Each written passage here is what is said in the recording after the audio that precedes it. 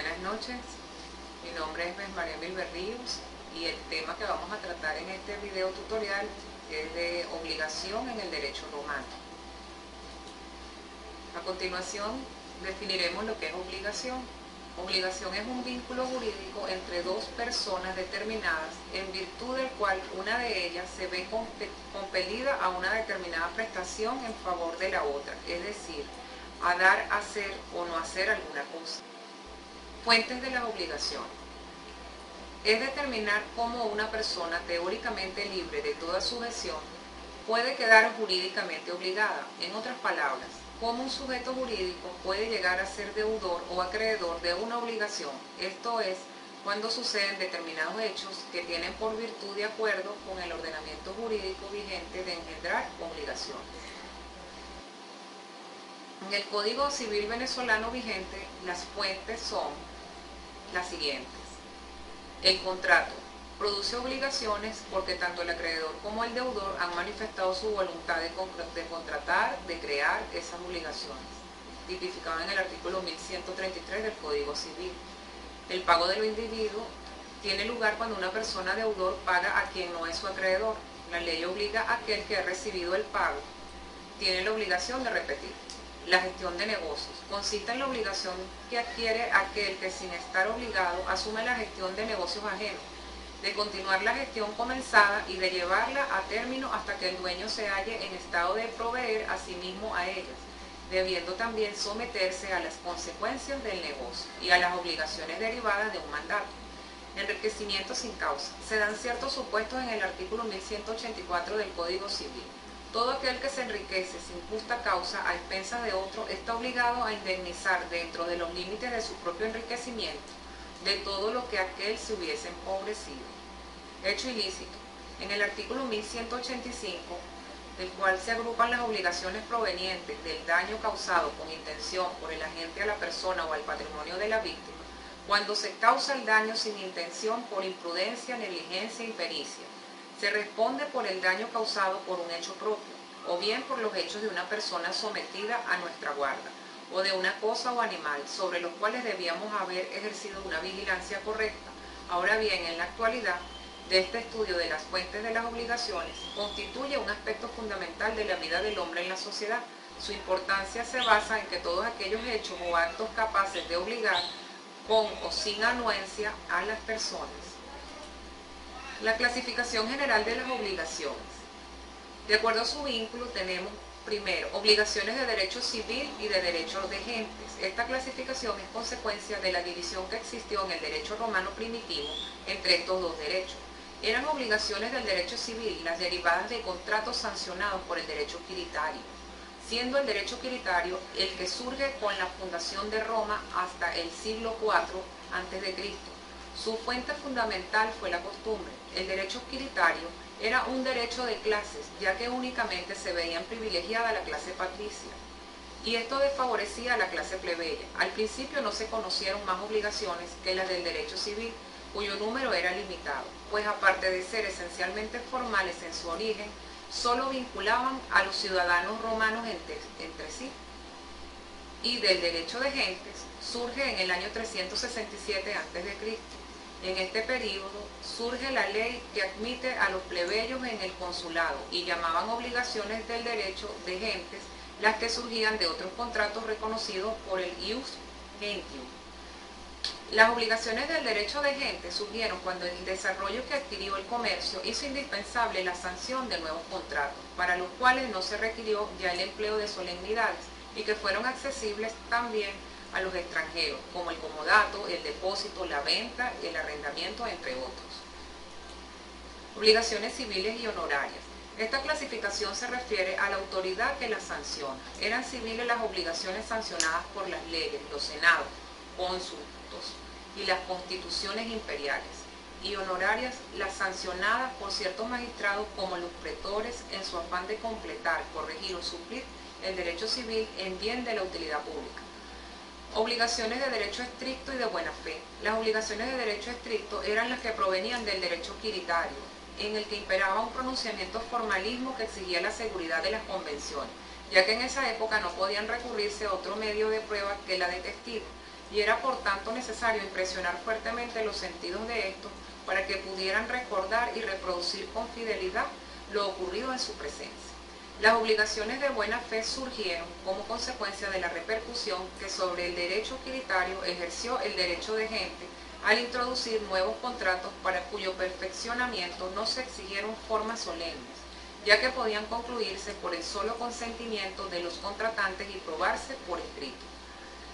Hechos que dieron origen a obligaciones naturales. Como los juristas romanos no establecieron una teoría general de las obligaciones naturales, sino que solo se limitaron a reconocer su existencia en algunos casos que se les presentaban en la vida diaria, se hace necesario enumerar aquellos en los cuales admitieron su existencia. A. El pago hecho a un liberto en virtud de un contrato celebrado con él, en su propio interés, durante su cautiverio, e igualmente el pago realizado por un liberto en virtud de una obligación contraída mientras era esclavo no pueden repetirse. B. Los contratos celebrados por los filius familia, entre sí o con el pater familia, bajo cuya potestad se hallen, los obligan naturalmente una vez emancipados. C. La capitis de nuptio, sufrida por una persona hacia que desaparecieran sus obligaciones civiles, las cuales quedaban subsistiendo como obligaciones naturales.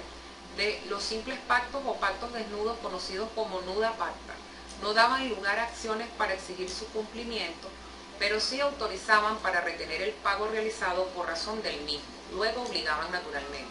E. Los contratos celebrados por los impúberes sui iuris, mayores de 7 años, sometidos a tutela sin la autorización del tutor, originaban obligaciones naturales. Y F.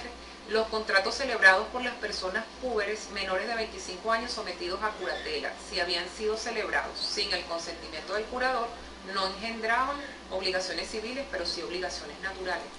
Clasificación de las obligaciones, según el fin perseguido.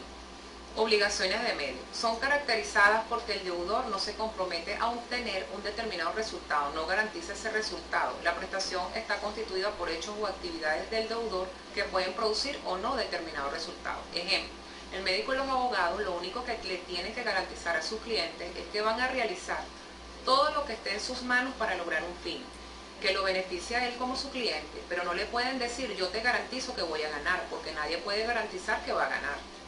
Obligaciones de resultado. Son aquellas en las cuales la prestación a que se obliga el deudor es un efecto específico, preciso y concreto de su actividad.